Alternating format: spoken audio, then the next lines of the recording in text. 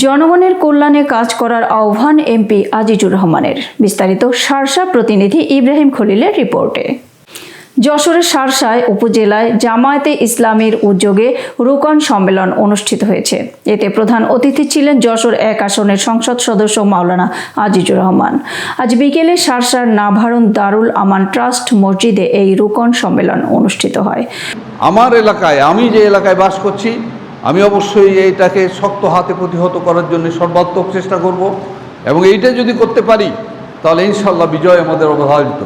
গরিব মানুষের উপকৃত হয়, বেশি কষ্টে যারা আছে সেগুলো আপনার নজর দেবেন, তাহলে আল্লাহ পছন্দ করবেন।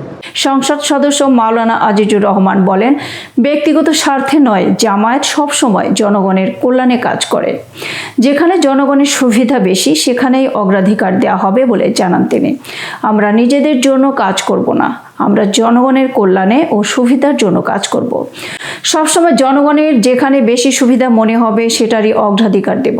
উপজেলা জামায়াতের সেক্রেটারি জাহাঙ্গীর আলমের সঞ্চালনায় সম্মেলনে বিশেষ অতিথি হিসেবে উপস্থিত ছিলেন জেলা জামায়াতের নায়েবে আমির মাওলানা হাবিবুর রহমান এবং উপজেলা চেয়ারম্যান পদপ্রার্থী ইঞ্জিনিয়ার তৈবুর রহমান জাহাঙ্গীর সহ স্থানীয় নেতৃবৃন্দ।